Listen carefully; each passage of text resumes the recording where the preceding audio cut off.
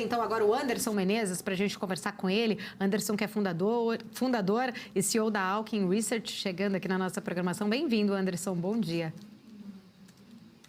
Bom dia, Paula, a todos da equipe, Débora, Felipe, sempre um prazer estar com vocês.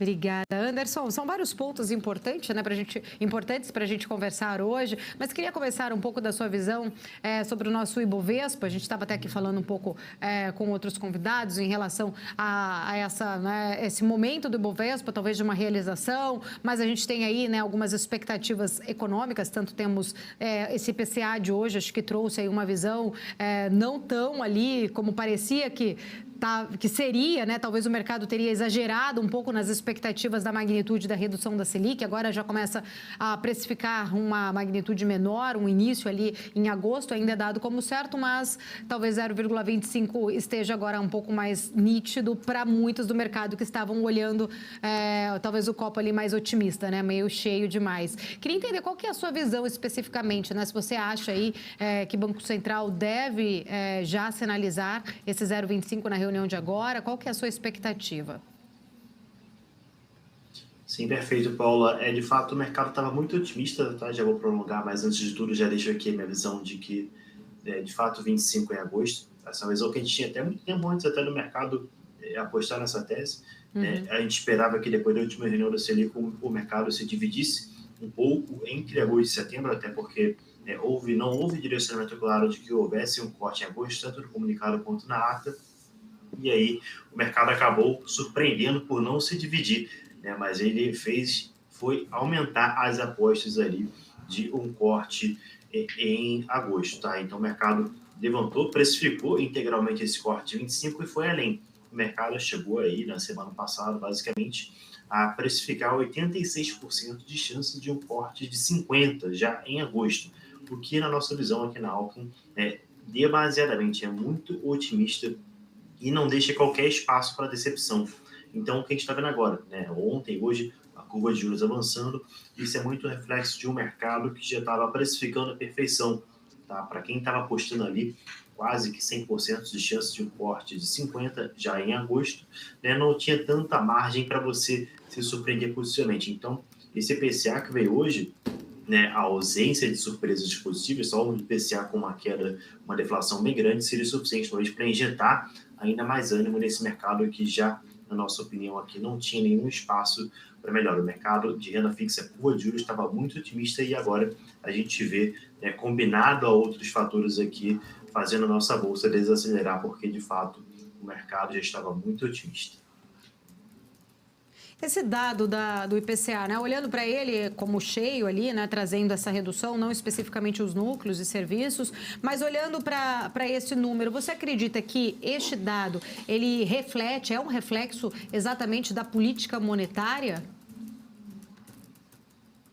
A gente tem uma defasagem, né? É bom uma audiência também entender que não é esse IPCA que veio hoje não é um reflexo ali da última decisão do Copom, né? É uma defasagem de 6 a 10 meses até ele se refletir na economia, tem toda essa demora. Então, é uma combinação de vários fatores. Sim, a política monetária tem sua influência, mas tem fatores que não estão sob controle nem do nosso Banco Central, nem do Federal Reserve, como, por exemplo, a própria cotação do petróleo. Então, o Banco Central americano até tem uma influência maior, né, sobre commodities e como o petróleo, mas o nosso Banco Central aqui, ele, dada a sua influência perante a economia global, ele acaba não exercendo tanta influência sobre o preço das commodities. E o que mais fez a nossa inflação desacelerar, não só do Brasil, mas como do mundo inteiro, foi o petróleo em queda, que a gente já viu aí chegar a 70 dólares e agora já tem um outro tempo que a gente pode abordar que está recuperando, já voltando para 80 dólares aí no próximo patamar maior desde o início de maio. Então, o petróleo, na nossa opinião aqui, foi um dos fatores que mais contribuiu, junto à política monetária, logicamente. Se não fosse o Banco Central ser tão firme, com certeza a gente não teria a inflação nesse patamar que a gente tem hoje, mas essa série de fatores, também muito protagonizada pelo petróleo em queda, foi o que fez a nossa inflação chegar no que a gente está vendo hoje, que é um patamar bastante agradável, digamos assim. Anderson, vou pedir aí um minutinho da sua atenção. Vamos direto agora a Brasília, porque o presidente do Senado, Rodrigo Pacheco, está concedendo uma entrevista coletiva. Vamos ouvir, depois a gente volta aqui com a análise também do Anderson Menezes. Vamos lá. muito positivos e que geram um otimismo muito grande, com realizações efetivas, né? A aprovação das medidas provisórias mais importantes, sobretudo de reestruturação administrativa, Bolsa Família, Minha Casa Minha Vida, né? O trabalho também dos PLNs no Congresso Nacional, numa sessão de amanhã, que nós votaremos também alguns PLNs do Poder Executivo, mas, sobretudo, o regime fiscal e a reforma tributária, o regime fiscal já apreciado nas duas casas, na Câmara como casa iniciadora e o Senado como casa revisora. Fizemos algumas alterações que fizeram retornar à Câmara e já em agosto o compromisso do presidente Arthur Lira de apreciação do regime fiscal. Igualmente a reforma tributária, que devo render minhas homenagens ao governo, à articulação do governo e, sobretudo, à equipe econômica, na pessoa do ministro Fernando Haddad, da ministra Simone Tebet, desse empenho, desse apoio do governo para que pudesse ser aprovada na Câmara dos Deputados a reforma tributária. E o reconhecimento público também ao trabalho dos deputados e deputadas, do presidente Arthur Lira, do relator Aguinaldo Ribeiro, que realmente se dedicaram, juntamente com o governo, para que se cumprisse essa etapa da reforma tributária. O que eu disse e insisto é que agora cabe ao Senado Federal cumprir o seu papel para entregar à sociedade brasileira uma reforma tributária aprovada nos próximos meses. Em relação ao trâmite, que evidentemente é uma indagação que será feita, assim que chegarem os autógrafos no Senado Federal vindos da Câmara dos Deputados, nós vamos dar encaminhamento ao trâmite da reforma tributária. Tratando-se de uma proposta de emenda à Constituição, o regimento impõe o parecer de uma comissão, que é a Comissão de Constituição e Justiça do Senado Federal,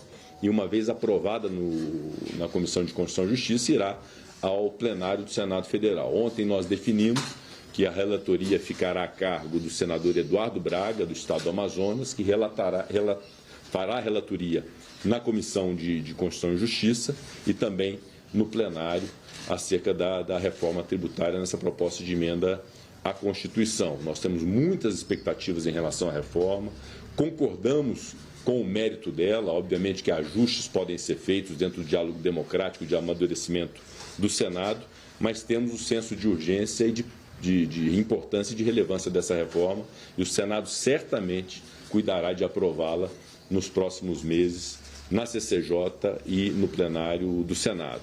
Igualmente, o projeto de lei do CARF, que tem urgência constitucional estabelecida no Congresso Nacional, a Câmara já o aprovou, nós também aguardamos os autógrafos do projeto de lei, e tão logo chegue ao Senado, nós daremos a tramitação ao projeto de lei do CARF, que é uma reivindicação do ministro da Fazenda, da ministra do Planejamento, para que se possa ter também apreciado no Senado Federal. Em relação ao marco legal das garantias, que é uma outra medida muito importante para o governo e para o país, o Congresso Nacional também já nas duas casas apreciou a matéria, remanesce agora a apreciação da Câmara sobre alterações feitas pelo Senado, de modo que eu considero que nós iniciaremos o segundo semestre com boas e positivas realizações, como aconteceram no primeiro semestre. O importante é, de fato, nós celebrarmos esse momento que nós temos de estabilidade institucional, de estabilidade política, de um bom alinhamento do Poder Legislativo com o Poder Executivo e também com o Poder Judiciário,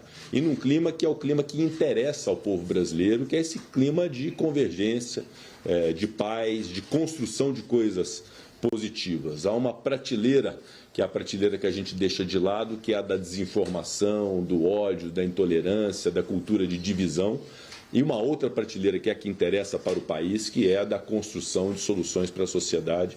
Eu considero que os poderes constituídos no país hoje têm muito esse senso de harmonia entre eles. Separação de independência, evidentemente, mas de harmonia entre os poderes. Então, é uma alegria poder receber as instâncias do governo federal na residência oficial do Senado, e vamos ao trabalho com um alinhamento muito positivo com o governo federal.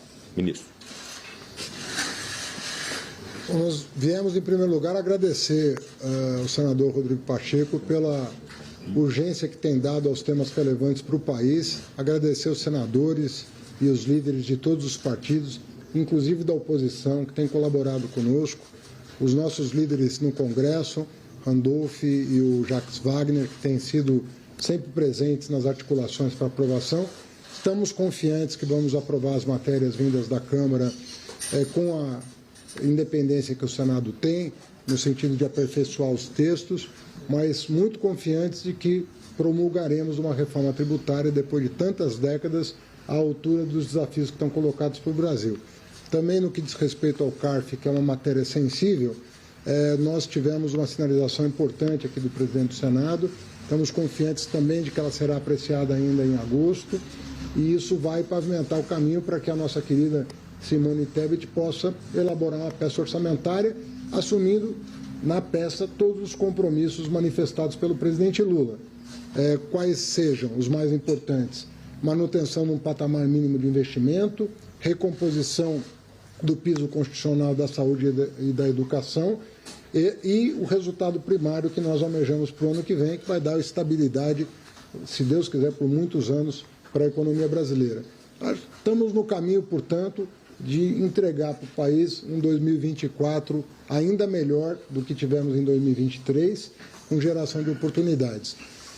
Agradeci a celeridade com que a Lei de Garantias foi aprovada pelo Senado, aperfeiçoando, até pelo prazo decorrido, a proposta que veio da Câmara, e eu penso que vai ter um impacto muito grande no mercado de créditos e de debêntures, porque o Senado já incorporou também uma proposta da Fazenda que estava na Câmara e que foi incorporada pelo Senado, vai ajudar o mercado de capitais e o mercado de crédito. E fiz chegar ao presidente Pacheco que também temos uma lei muito importante, que é a Lei de Seguros, que ele tomou a iniciativa generosa de desarquivar para que seja apreciada, já está com o relator designado, na pessoa do ex-governador e senador Jader Barbalho, está muito disposto a conduzir esse processo da melhor maneira possível, no diálogo com o setor, com o executivo, com a área econômica, e eu penso que também aí nós temos um grande impulso microeconômico, mas de um setor importante, que ainda é pouco expressivo no Brasil, que pode ajudar efetivamente o crescimento econômico a acelerar. Então, dito isso, fica o agradecimento de todos nós pelo trabalho que vem sendo feito, muito confiantes num segundo semestre tão bom quanto o primeiro. Obrigado. Obrigado. Simone. Aí ouvimos o presidente do Senado, Rodrigo Pacheco, posteriormente ministro Fernando Haddad, falando sobre a tramitação da reforma tributária no Senado Federal. Posteriormente vai abrir para perguntas, a gente vai continuar acompanhando, até mesmo para repercutir toda essa situação, porém, já ficou muito claro, né? O senador Eduardo Braga vai fazer a relatoria da reforma tributária no Senado Federal, inclusive o ministro Fernando Haddad falando sobre outras possibilidades, inclusive de apresentar a segunda etapa da reforma juntamente com a tramitação da própria reforma e também um desenvolvimento ali do mercado de capitais por meio de ações específicas, como ele muito bem trouxe. Trazendo de volta aqui o Anderson Menezes para a gente continuar esse nosso bate-papo, já pegando um gancho, Anderson, sempre um prazer falar contigo. A gente tinha bastante essa pauta econômica como um marco do governo, até mesmo para facilitar a situação aqui no Brasil econômica, melhorar o ambiente econômico, inclusive poder até trazer mais investimento estrangeiro para cá, né, ter uma simplificação de algumas estruturas aqui no Brasil, justamente para melhorar o ambiente de negócios. Até para trazer o investimento estrangeiro, que a gente tem visto que veio bastante no primeiro semestre e agora, nesse comecinho de segundo semestre, o investidor estrangeiro está retirando um pouco do seu dinheiro, tem preocupado muitos atores do mercado essa saída do fluxo estrangeiro aqui do Brasil e podendo, inclusive, fazer preço nos ativos por aqui. Queria saber como que você vê nessa relação de melhora de ambiente econômico, melhora dos investimentos para cá e se existe mesmo, até mesmo pela sua parte, aí, essa preocupação dessa saída do investidor estrangeiro podendo fazer preço nos ativos, fazer preço na nossa bolsa, ser um driver importante de queda no Ibovespa. Perfeito, Felipe. Prazer sempre falar com você também. E, assim, o estrangeiro, né, só para a gente alinhar aqui, qual que é a importância? Né? Parece que a Bolsa Brasileira, né, é a maior parte Brasil, mas, na verdade, né, quem bota dinheiro mesmo aqui, em maioria, né, em ligeira maioria, digamos assim, é o investidor estrangeiro. Tá? O último dado aí é que o estrangeiro representa cerca de 55% do volume que a gente tem na nossa Bolsa. Ou seja, ele, estando fora, a nossa Bolsa não consegue andar. só com a parcela que a gente teria aqui de pouco menos da metade do investidor brasileiro, institucional e fundos locais, a gente não conseguiria ter o mesmo ímpeto. Então, uma das grandes forças que a gente tem para a nossa bolsa aqui superar os 120 mil pontos é o investidor estrangeiro aportar firme na nossa bolsa. E como você bem falou, a reforma tributária é um dos pontos que vem para tentar melhorar, não só com relação à bolsa, mas investimentos, indústria e todos os outros pontos, sob a perspectiva do investidor estrangeiro com o Brasil. Porque, de fato, para quem é empresário, empreendedor, sabe o quanto que a carga tributária, não só para o empresário, mas também para o consumidor, o quanto que ela é complexa aqui para o nosso país. E essa unificação é simplesmente muito bem-vinda, tá? E tende a simplificação tornar mais interessante para o estrangeiro colocar o dinheiro dele no nosso Brasil, seja em bolsa ou em investimentos diretos. Porque, logicamente, quando ele chega aqui, se interessa de repente fazer um negócio no Brasil, ele olha a complexidade que a gente tem hoje e isso com certeza assusta um pouquinho o investimento.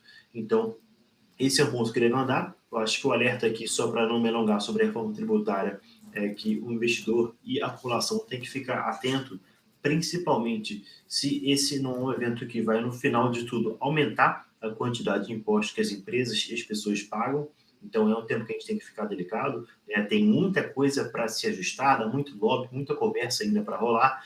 O Pacheco falou aí, tentando trazer uma harmonia para o mercado, para a população, falar que está todo mundo conversando, mas isso pode, na nossa opinião aqui na Alckmin, ser quase que uma armadilha, apesar, ela tem que passar, essa reforma, mas acho que ela tem que passar de uma forma enxuta, não aumentando a carga de impostos, porque o governo está, entre aspas, eu diria até desesperado para cobrir esse déficit de 2024, já anunciou uma série de gastos e agora está buscando aí, na nossa opinião, na minha opinião até principalmente, de forma silenciosa, tentar colocar mais impostos para aumentar essa arrecadação através dessa reforma tributária que está bem disfarçada de algo bem positivo no mercado. Então, acho que o investidor do mercado tem que ficar atento e o estrangeiro, não aportando aqui na nossa bolsa, a gente nunca vai conseguir passar de forma estrutural esses 120 mil pontos.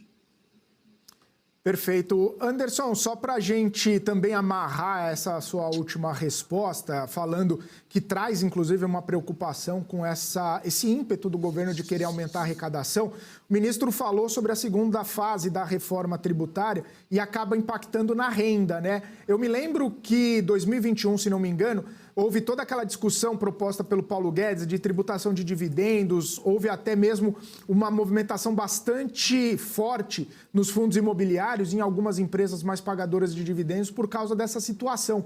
Você acha que isso pode voltar a ser discutido? E, claro, se essa discussão houver, isso impacta bastante o mercado, os investidores podem ficar um pouco mais pé atrás e ter uma repercussão até negativa para o nosso mercado nesse sentido? Perfeito, Felipe. Bom ponto. Tá? Acho que PIX, fundo imobiliário e dividendo, é o que está ali no post-it do governo lá, do Haddad, para poder atacar no mercado. Então, esses são os pontos até acho que iriam acontecer, não o PIX, mas acho que dividendo, acho que é algo que o Paulo Guedes ia prosseguir, se continuasse no governo, acho que não teria tanta surpresa, que o mercado, de certa forma, já está um pouco mais cauteloso. Mas, sendo bem direto na resposta, acho que isso não faz tanto preço no mercado, porque as empresas possuem outras formas de remunerar o investidor. Logicamente, as empresas que são exclusivamente focadas em dividendos ali, eu acho que podem até ter um pouco de desinteresse por parte dos investidores, mas a empresa, ela tem várias formas de poder distribuir o seu lucro. Uma delas é dividendos e uma outra é através da recompra de ações, que essa a gente ainda não tem nada em pauta para se tributar de alguma forma. Então, a recompra, ela naturalmente, por participação, no final você tem quase que o mesmo efeito de remunerar o acionista. Então, certamente a gente poderia ver um contorno ali das empresas para tentar fugir dessa tributação, se de fato ela ser concretizada, o que eu acredito que seja bastante provável, até porque segue um modelo também muito visto lá fora.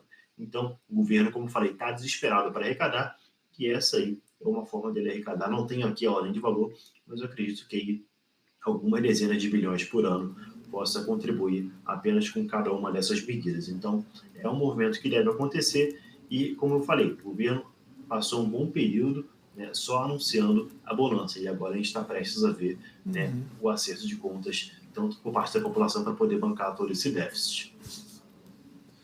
Perfeito, Anderson. Quero agradecer sua participação mais uma vez. Sempre um prazer, como eu disse, bater esse papo contigo. Volte mais vezes aqui na programação. Um abraço e ótima semana para você.